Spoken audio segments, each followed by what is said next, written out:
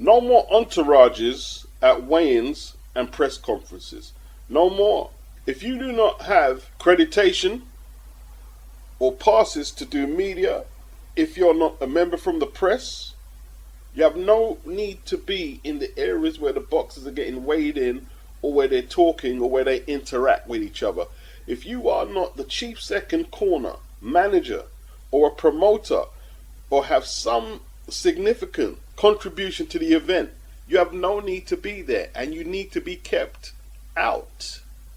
Hype men are for rap stages. Whether you're small hall promoter or bigger, you need to have adequate security there, so there's no way that a hype man can get at a boxer who is participating in one of the fights in the event. Now, I don't know if the fight is still going ahead or not. And here's the thing. David Adelaide, he pushed Fabio Wardley. He didn't punch him. But the hype men couldn't help themselves, pretty much like Clarissa Shields' brother. Just couldn't help yourself. You had to take it to the next level. There is no Anthony Joshua to me, is there? Just what is he to you? A gym sweeper. Sweeps the gym floors and that. Gets beat up on by people. It's like an old journeyman now. If you're a decent heavyweight, you want to beat up on somebody, call him out. Beat him easy.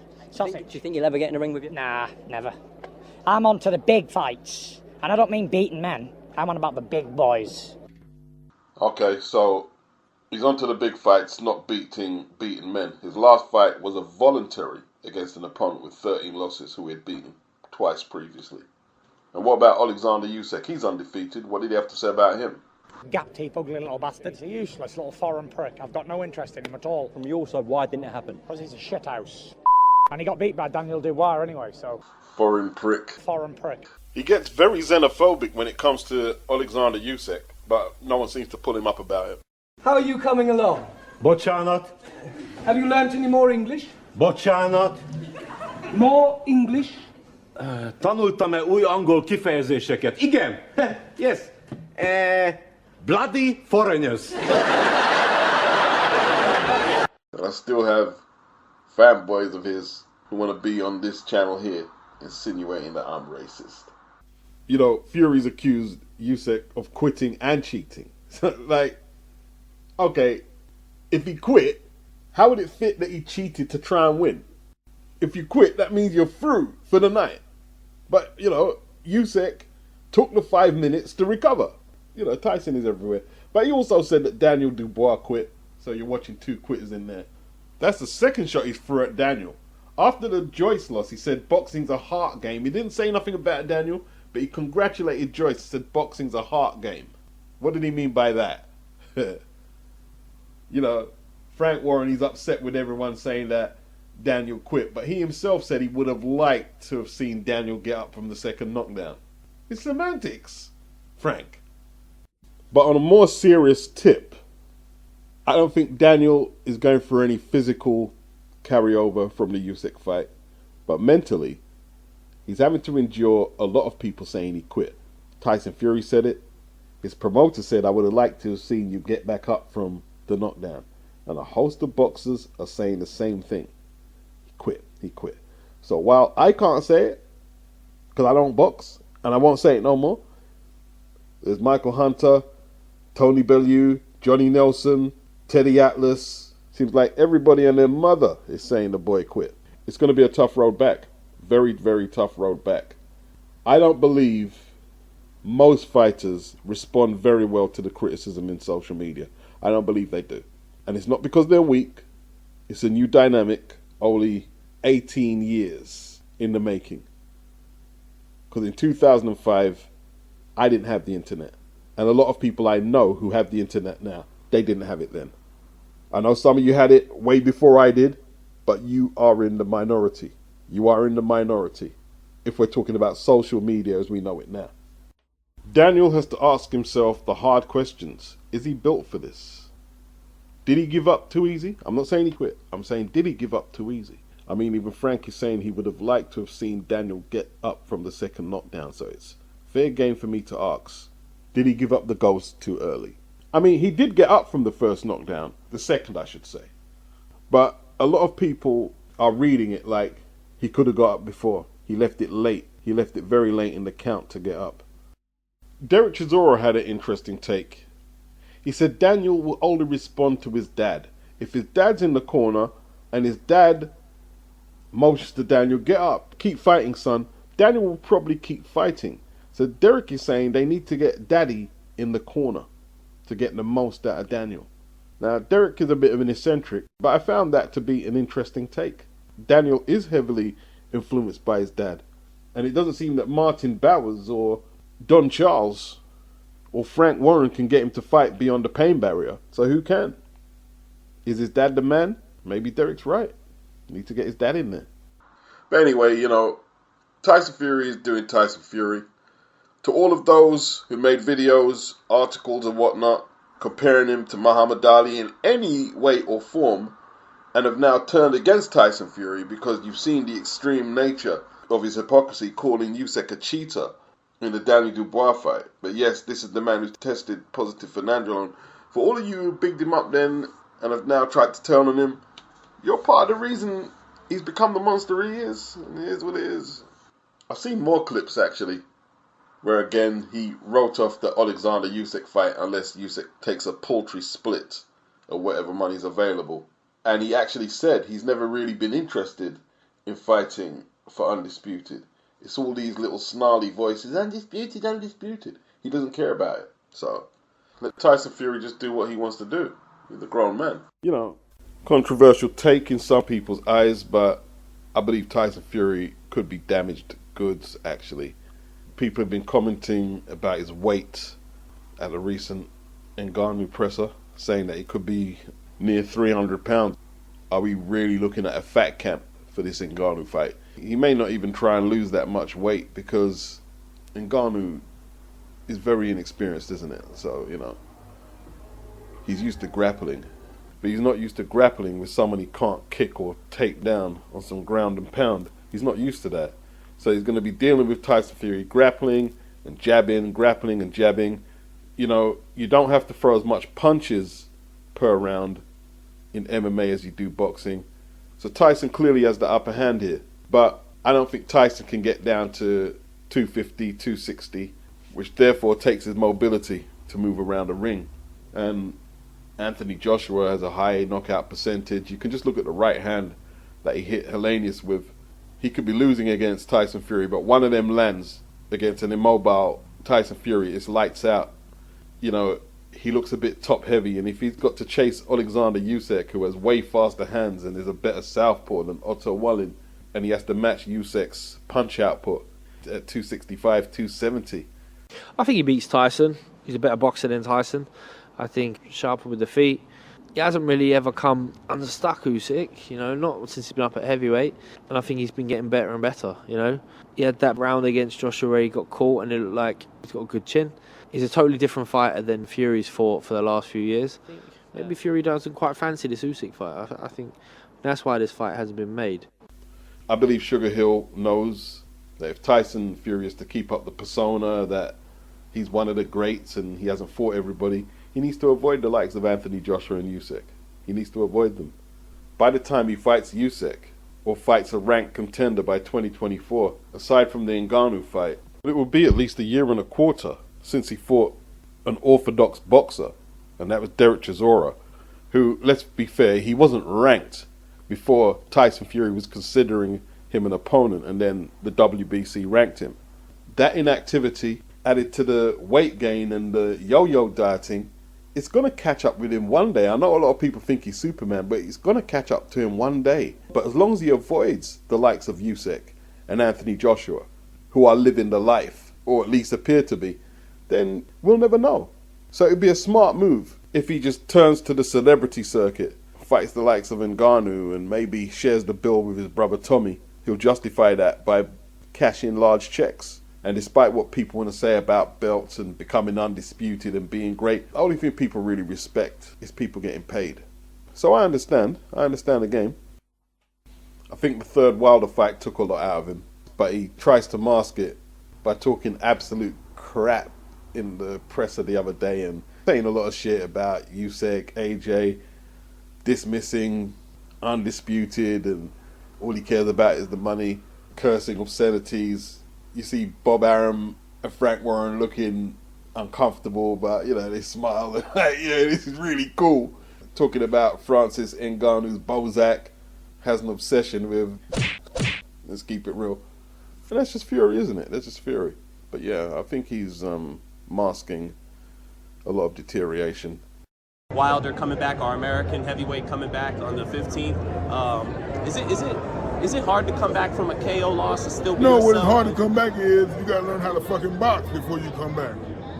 Wilder was a bit arrogant with Fury, thinking he could do it with one punch. He didn't really offer a skill set as such going into the fights with Fury from the first to the third. He pretty much relied on one shot. Jab and a right hand, a 1-2. That's what he offered. And in the third fight, jab to the body. Right hand, that's what he brought to the table. Now don't get me wrong, the right hand is a great punch. It's a great punch. But that's all he brought to the table. Tyson Fury coming there top heavy against USYK. Now all of a sudden he's got to be the hunter. Well, how long can you hunt this elusive target with quicker hands than Otto Wallin? It's all contingent on how much USYK has in the tank as well. The heavyweight division has took a toll on him, but he's willing to roll the dice and find out he's the best. Tyson Fury isn't. Week. Spoke to Frank Smith earlier and he said you've been looking at potentially Bivol against Lyndon Arthur, is that correct? Yeah, I just like giving British fighters an opportunity. I think Lyndon Arthur's a good fighter. Bivol's looking, you know, we offered the fight to Dan Aziz, obviously Boatsy turned down the fight. Let's see if Lyndon Arthur will take the fight. I think it's a good chance, a good opportunity for him, but Frank's dealing. Yeah, that came out of the blue. I'm not going to lie, that came out of the blue. Now, Eddie offered Boatsy the fight. Not going to rehash why he didn't take it. He offered Dan Aziz the fight, but they opted to fight each other on Sky instead, and that should be happening soon. And now Lyndon Arthur is offered the fight, and Eddie is saying, he likes doing British fighters favours. No, you just can't get no one to fight Bivol on the Matchroom roster. I see Craig Richards at the Matchroom barbecue yesterday. You can't get him to fight Bivol because he's already fought him. Took him the distance, gave him a decent fight actually, but can't recycle him again. So Lyndon Arthur is the next available name. And no, he's not a Matchroom fighter, but he is a Wasserman fighter. And Eddie, Nice, and Kelly are associates, friends. They're pretty tight. So why not give Lyndon Arthur the fight? I mean, if Lyndon pulls off an upset, it won't be too much of a stretch to get a rematch for Bivol, etc. So I don't buy all this stuff. Eddie is Santa Claus and wants to do all these British fighters favours. That's bullcrap, yeah? And Eddie comes up with some bullcrap. And all promoters are full of it, you know. He offered Anthony Yarde the fight, didn't he? Or he was planning to offer Yarde. I don't know if the offer was actually made, but obviously they're going to go with Lyndon Arthur.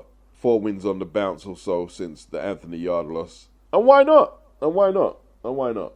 Just won the IBO belt. Bivol needs a fight. Why not? Some people haven't been impressed at the news, but at the same time, why does Dan Aziz get a shot and that was okay at Bivol and turn it down? Or Joshua Boatsy, and he's ranked number 7. He's a bona fide mandatory. He's ranked number 7 by the WBA. Let him get his money. Too many people have turned Bivol down. If Lyndon Arthur is up for the job, let him go for it and let him get his dough. They've also made a huge offer to Boxer to pit British champion 15-0, 11 inside the distance. British and Commonwealth champion Dalton Smith against Adam Azim, 9-0, 6 inside the distance. Highly touted by Ben Shalom and a lot of British media. A lot of people were saying that Eddie's not going to put Dalton Smith in the ring with Adam Azim. Well, offer's been made. Ben's probably going to screw it up, but who wouldn't love to see that fight over here? I tell you what, I think Dalton's power has improved a lot in his recent fights. But he looks kind of fragile around the eyes. Hopefully he hasn't got that Alaminta skin. Now what does Ben do? Because Eddie's got this big bag of chips at the table that Ben doesn't have. Ben has already withdrew Fraser Clark and Riakporhe from purse bids in very good fights with Matchroom fighters. Now is he going to pull Azim from this situation here?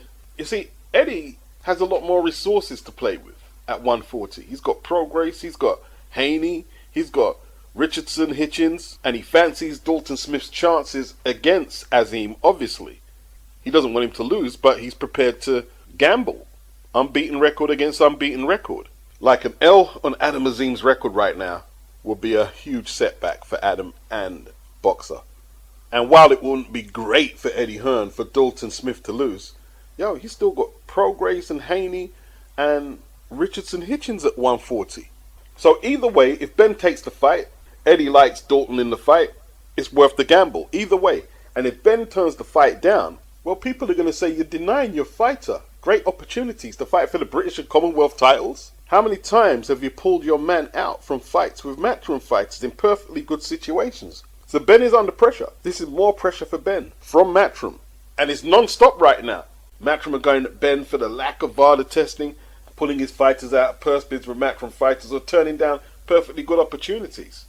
Let's face it, Fraser didn't look $1 million before they pulled him out of the Wardley purse bid. And we know he was distraught at being pulled out. And a lot of things must be going through his head. They don't believe in me. Am I good enough? And he still hasn't looked the goods since being pulled out of that fight. He's had 2 fights since, and neither fight has garnered him rave reviews. So you have to wonder if his confidence hasn't been dented since Ben undermined him. He wanted to take that fight.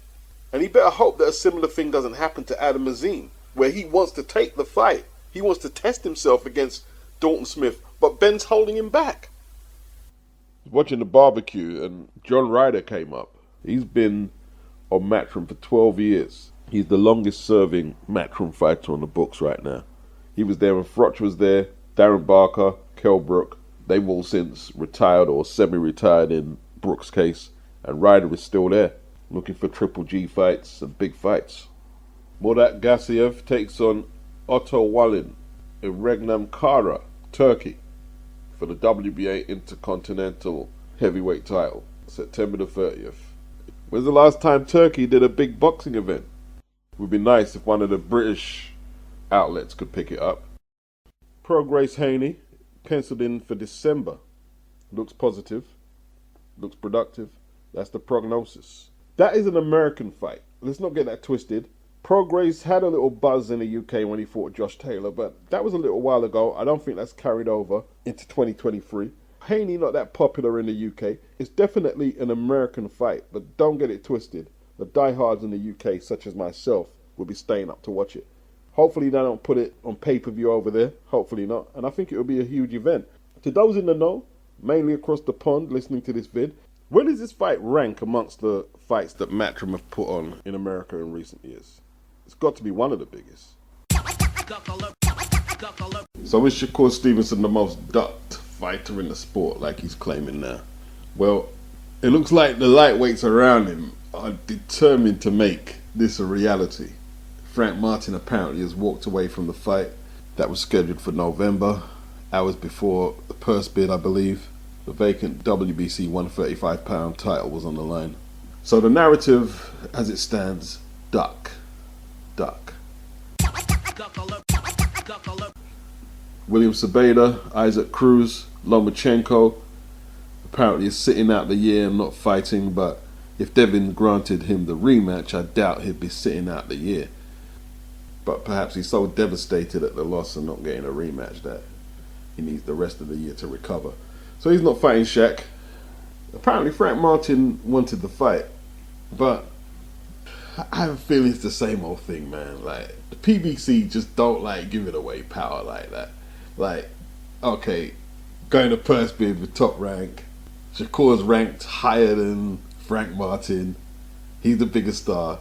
So they're going to have to pay over the odds to get Shakur over to the PBC in a fight that Frank's likely to get his ass whooped. So they weren't going for that.